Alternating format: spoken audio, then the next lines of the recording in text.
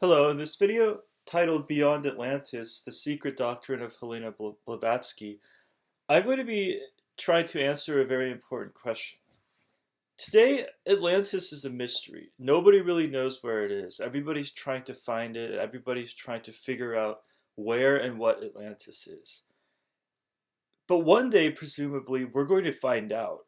And Atlantis is going to just be another subject that people study in universities where professors, where scholars earn their PhDs writing a thesis on Atlantis. And there emerges an entire community of scholars all around the world who study this eventually. It's going to become much like studying the Roman Empire is today, where you have every department, every major university in the world has a classics department, and a part of that classics department is devoted to studying ancient Rome. You have ancient Rome and you have ancient Greece. And so the idea is that Atlantis will one day just be like one of these ancient civilizations and cultures that is studied by scholars all over the world. Presumably, people are going to be sending down submarines and remote operated vehicles and to actually investigate the ruins of Atlantis.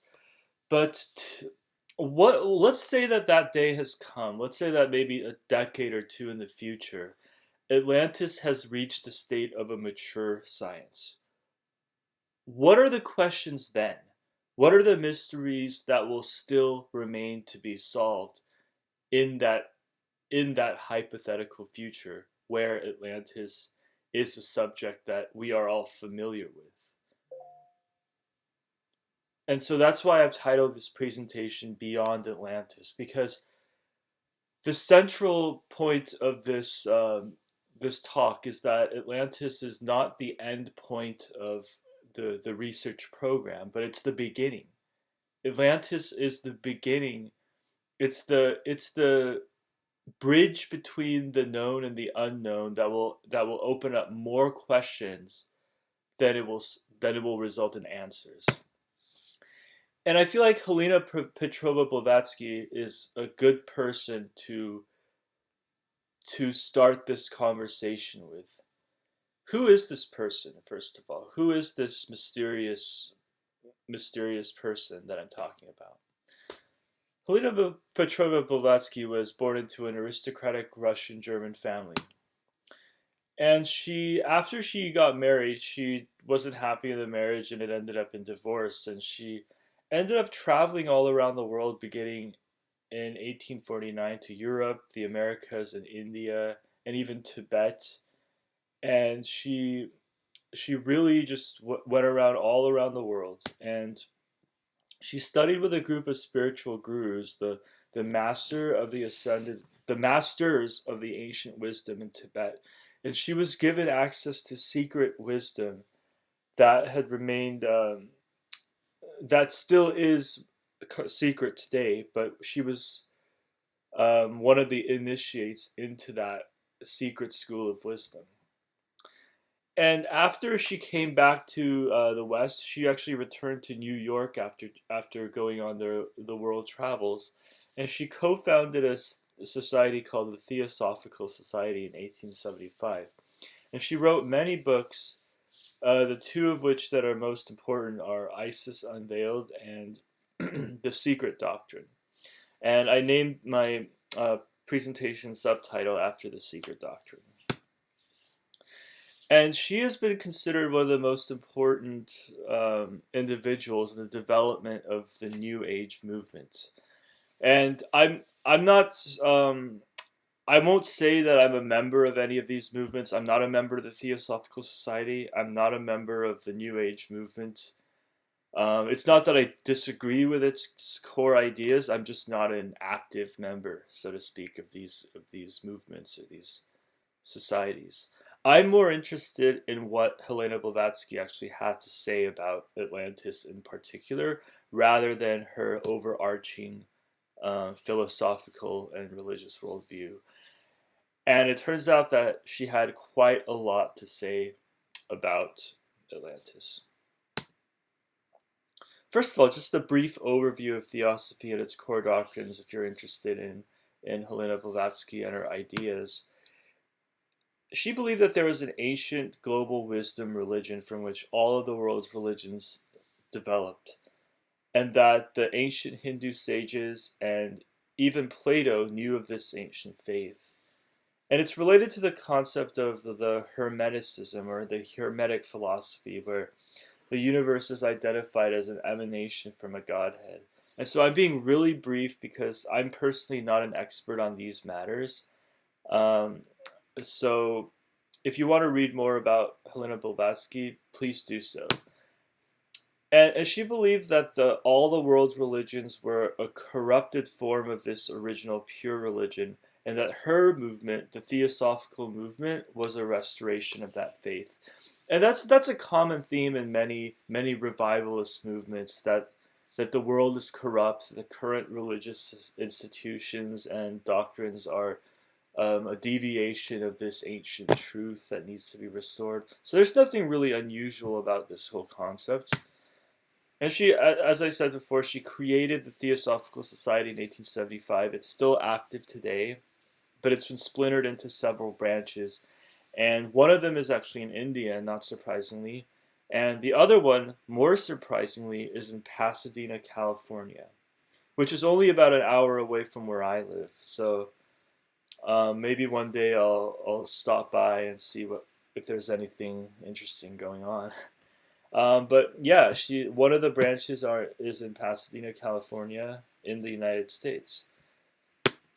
And so, how is Theosophy and the ideas of Helena Blavatsky relevant to Atlantis? That's what we really want to get at. The most important aspect of Blavatsky as it relates to Atlantis is that the Tibetan ascended masters revealed that Atlantis was only the fourth of these so-called 7 root races, with 5 of the root races already having come into existence, and the 6th and the 7th are still yet to come. And the 5th root race is she called the Aryan Race or the Aryan Race, and because of this, a lot of people have kind of latched onto the word Aryan or Aryan and labeled Helena Blavatsky as a predecessor of the National Socialist movement in Germany and fascist movements all over the world. But I mean, the concept of the Aryan race is not limited to just those ideologies, but it's called Indo-European in the academic community, and you can really it's very much possible to have an objective and scholarly point of view with respect to the Aryan or the Indo-European race without endowing that race with particular characteristics that the Nazis did and the National Socialists did. So that connection is very it's a very thin connection, and if you want to. If you see that kind of thing everywhere, then you're going to label, then you might think of Helena Blavatsky as a predecessor to the Nazi movement, but that's just what some people tend to think. It's not the truth. In any case, what's important about Helena Blavatsky is that she believed that, or she actually was told of sources that showed that there were 3 root races before Atlantis. That Atlantis was only the 4th root race, and that the 1st and the 2nd and the 3rd were the Imperishable Sacred Land was where the 1st root race dwelt, and this root race was named the Polarians, which I have actually omitted in my presentation. And the 2nd root race was the Hyperboreans, who lived near the North Pole. The 3rd were the Lemurians, and finally the 4th are the Atlanteans. And so the idea is that each of these root races have their own homeland. That is, the homeland of the Atlanteans, Atlantis, was only one of 4 different root races, and the root races had their own homelands. And most interestingly, at least we aren't really given that much information as to what exactly happened to the homelands of the first 2 root races. namely the Imperishable Sacred Land and the North Pole. It's just that the text and the narrative just moves on and says that these people and these lands existed, and it doesn't really go on to say what happened to them in the end and why they don't exist anymore. But as for the Lemurians, Helena Blavatsky actually goes into a lot of scientific detail about what exactly happened to them. And I think that's really important, but I'll get back to that in the next slide. So overall, much of what Blavatsky writes about the root races is just this mishmash of 19th century evolutionary theory and mysticism that really makes no sense. For example, she talks about the Hyperboreans as being hermaphroditic, and the Polarians, the first root race, breeding through this form um, of like spawning, and so much of it just doesn't make sense. But my belief is that even in a text where there's a lot of nonsense, there are these kind of moments of lucidity and clarity that are actually useful, and it's identifying that useful part of a overall kind of nonsensical work that is really important. There's always a needle in the haystack, so to speak, of value in any text. And so Lemuria was claimed, as I said before, I'm getting back to Lemuria. Lemuria was claimed to have sank into the ocean, much like the fate that befell Atlantis. And Lemuria was said to have been destroyed by a series of volcanic eruptions that just went out of control and essentially just destroyed that homeland. And so that introduces an interesting question. That the destruction of Atlantis, as described by Plato, could have been merely one turn of the wheel, one part of this cycle of destruction and creation. And it introduces an interesting topic of discussion in that just as we are discussing the fate of Atlantis and and its whereabouts and its how it was destroyed and what the people were like, the Atlanteans must have had their own mysteries. They must have had their own. They must have asked the questions just as we are asking questions about them. And the idea is, if they had those questions, which they almost certainly did, what were their topics of discussion? And so Blavatsky's words imply that they might have talked about the Lemurians. Lemuria might have been that lost civilization to the Atlanteans. And Plato himself actually hints at the possibility of another lost civilization that predates Atlantis. For the most important part of this passage is this: there have been and there will be again many destructions of mankind arising out of many causes. A great conflagration of things upon the earth which recurs after long intervals. And so the idea is that this process was ongoing even before the time of Atlantis.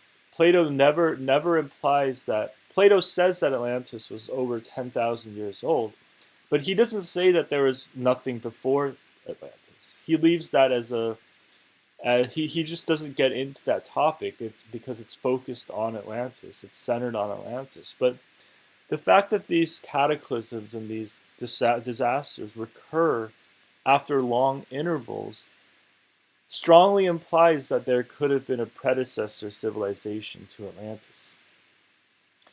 And if we are to take Helena Blavatsky at its word, that civilization very well may have been Lemuria, Hyperborea, and the Polarians who lived in the Imperishable Sacred Land. And of course, this channel is titled The Atlantis Expert, and I'm going to be focusing almost all of my videos on Atlantis. But the idea is that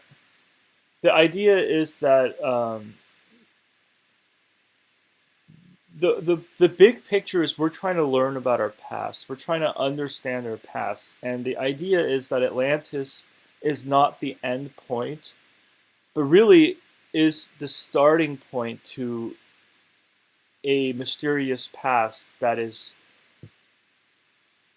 essentially one day we're going to know everything about Atlantis, and that once we get to that point, it's not over because there's possibly many other civilizations that are even older than Atlantis that we will still have to understand and uncover and solve the mysteries of those civilizations.